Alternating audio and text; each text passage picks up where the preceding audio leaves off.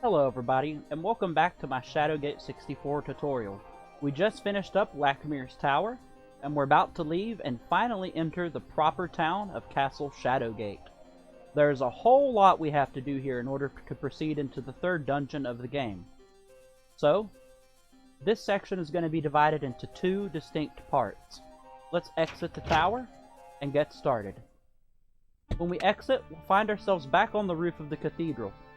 We need to go back into that trap door that's directly in front of us, right over there. However, simply holding forward would cause us to die. We would end up going into this hole. Again, there's no shame in making a safety save starting out. In order to save your game, press start, select save, and then save your game. It's that simple. There's not really any need to do so though. This section here is a little bit easier than the trip to Lakmir's Tower. What I like to do is strafe right. So hold right C, come into this wall. Go forward until we're relatively here. Then turn, and we're going to make a diagonal path through here. Like so. After that, walk up to the trapdoor, examine it, and go on down. We'll now find ourselves back in the cathedral. Again, to reiterate, if you fall off the edge of this, you will die and lose your run, unless you've made a safety save. What we need to do, though, is walk forward and examine this ladder to climb down. If you recall from the previous part of the tutorial, I mentioned that the machine actually could also use the nail to forge the crest key. If you would like to collect the nail, you may. The nail ends up here on the ground, and what this nail is earlier in a previous part of the tutorial we used a crowbar to release a chain. This is actually the nail from that chain. It will take some time to climb back down to grab it, but it seemed worth mentioning anyway, as I'm pretty sure that's the developer intended method for creating the crest key. But where we want to go is through this second row of pews right here, and then we want to take a left and go back into the basement of the church. From here, we're going to go to the right, and we're going to take another hard right, and we're going to go into this door. In this room, there's nothing to our right. If you look to our left, there are two coffins. The one on the left has nothing for us. The statue also has nothing for us. The coffin on the right is our target.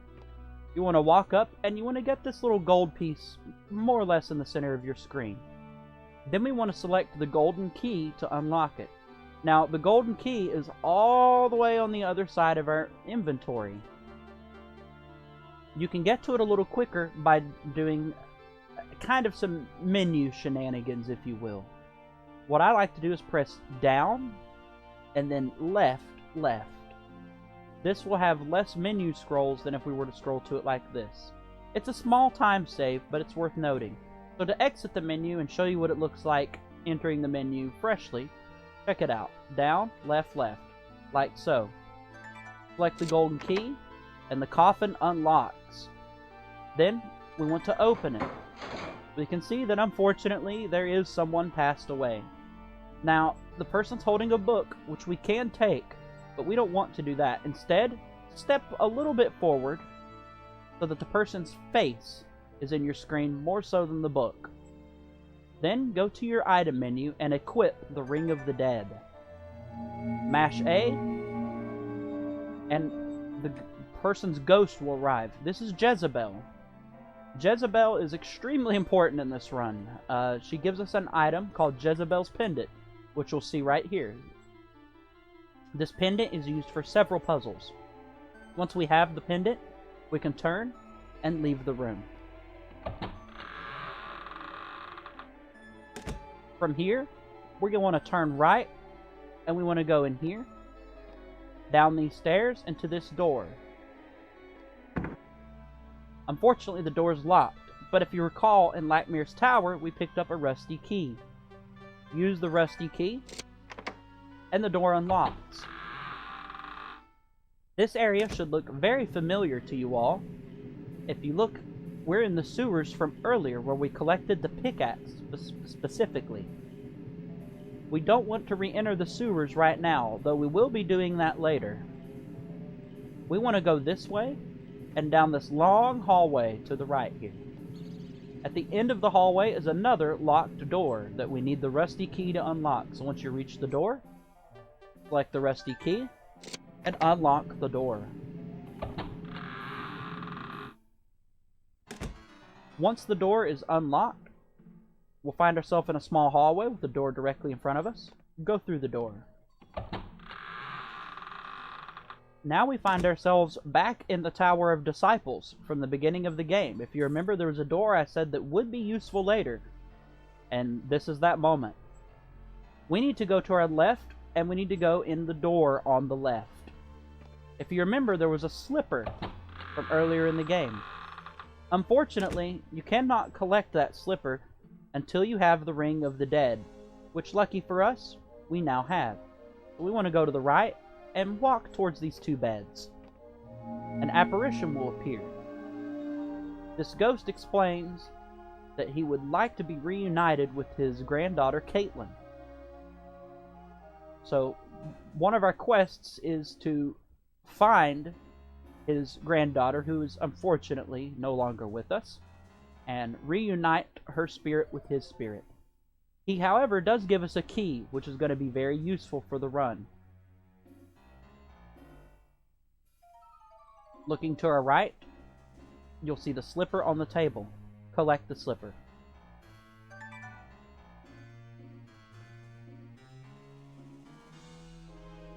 Before talking to him, we cannot collect the slipper.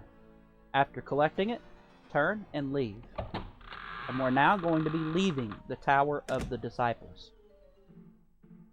From this room here, look to your right, and we're going to go back down the hallway and up these stairs. Then, through this door directly in front of you. And you should remember this room quite well. If you recall, I said that these double doors were locked. They are now no longer locked. We want to go through them. However, before going through them, equip Jezibel's pendant. We don't technically need to equip the pendant. We just need to not have the Ring of the Dead equipped. And it saves a little bit of time to simply equip Jezibel's pendant over scrolling to the Ring of the Dead and selecting to unequip it. Once we've equipped Jezibel's pendant, go through the door. Now we are truly in the proper town of Shadowgate, or Castle Shadowgate. To our left is a long corridor. We're not going to be going that way right now. Directly in front of us, you can see a door way off in the distance. We're also not going to be going through that door at this moment. There's also a building in front of us. There's nothing in this building for us in the entire run, even in 100%, so we can completely disregard it. And all the way to our right, you'll see a small coin on the ground. Again, this coin is useless for any percent. We need to go forward for now, and if you go forward, you'll notice there is another door to our left here. We want to go in this door. From here, proceed down the hallway, take a left, and go up the stairs. You will notice that we passed a few doors. We'll talk about those later. Directly in front of us is a door here. There's nothing in that room for us in any percent. Looking to the left is another door. We want to go in this door. In this room, we'll actually find our first living character. More or less, the traveling troubadour, or a bard. We want to walk up to the bard and speak to him. The bard has 3 songs to sing for us. You can simply mash A through all of this. We want to hear all 3 of the bard's songs, or the troubadour, I suppose. Each song reveals an answer to a puzzle in the upcoming section of the game to us. We don't really need to know those answers. So again, just mash A through this section.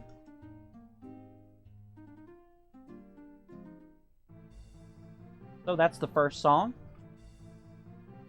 Continue to mash A. It'll ask if you'd like to hear another song. Always select yes. Lucky for us, as I said, you can just mash A through this section. We don't really have to change any of our options when we are given an option to say yes or no. That isn't always going to be the case, though.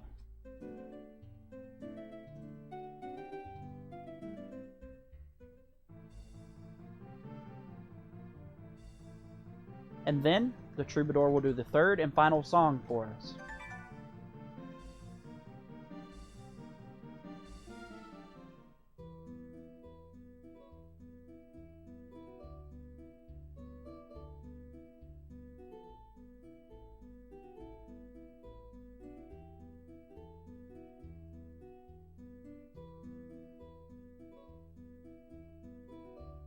Once the troubadour has sung all 3 of the songs, he'll thank us for listening, and he's going to gift us with a flower.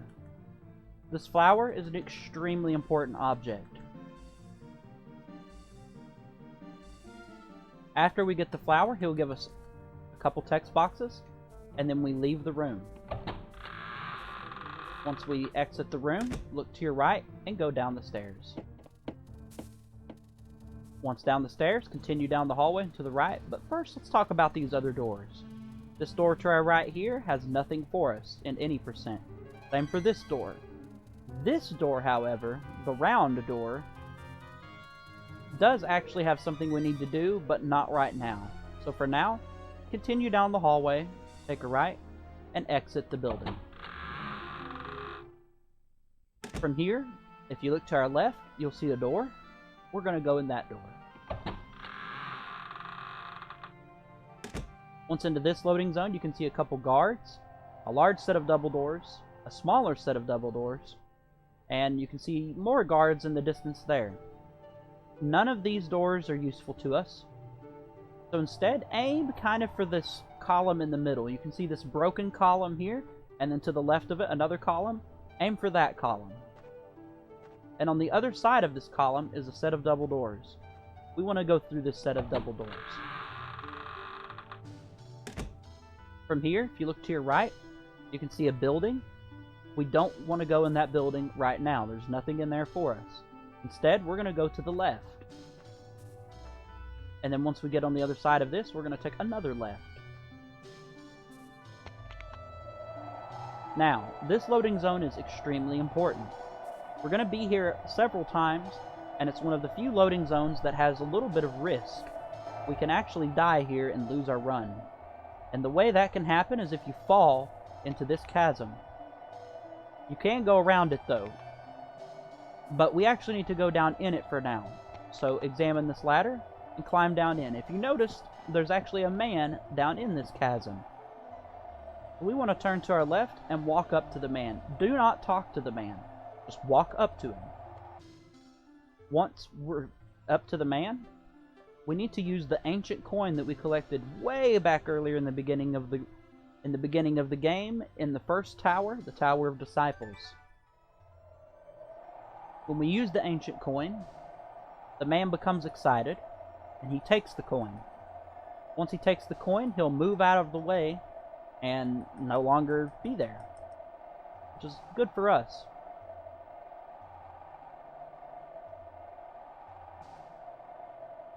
Once he's out of the way, go to where he was, and you'll see sort of a pile of rubbish. Examine, and you'll find a dirty slipper. We want to take the slipper, and this is actually the mate to the other slipper that we had. Specifically, it belonged to Caitlin, who we're going to go meet here very soon. Once we have that, climb back up the ladder. Now, if you remember one of the ladders earlier, we were able to examine from the side. You can kind of do that with this ladder, but it's a little finicky.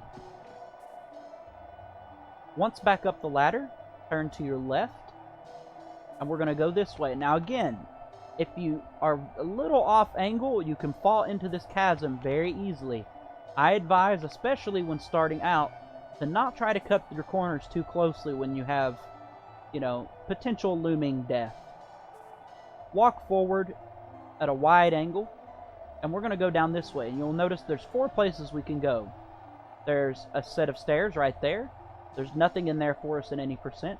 There's a door there. Again, nothing there for any percent. There's a door directly to our right, which we will be going in later, and there's a door at the far end of this area. We want to go into the far door.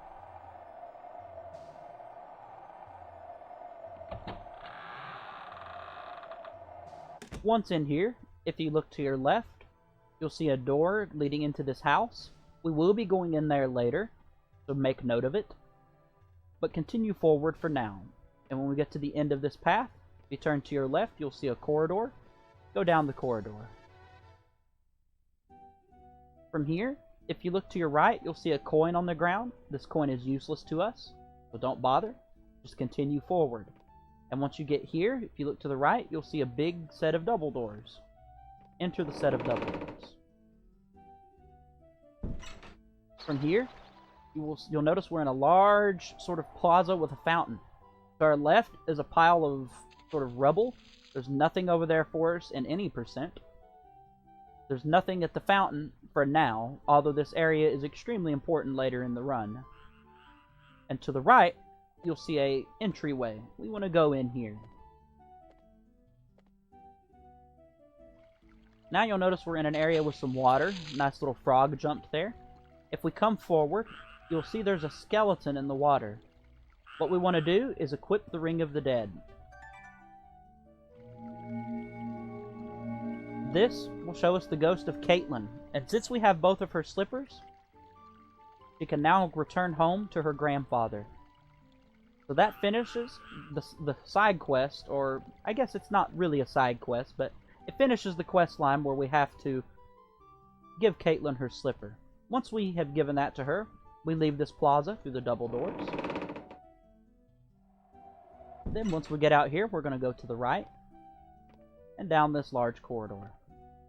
Take a left and continue onward. And then when we come to the end, there's a large set of double doors. We're going to want to go in this, but before we do, equip Jezibel's pendant. Now, we're coming into a different section of Castle Shadowgate. To our right, there is a building with a door. We will be going in there later. There's also a building here.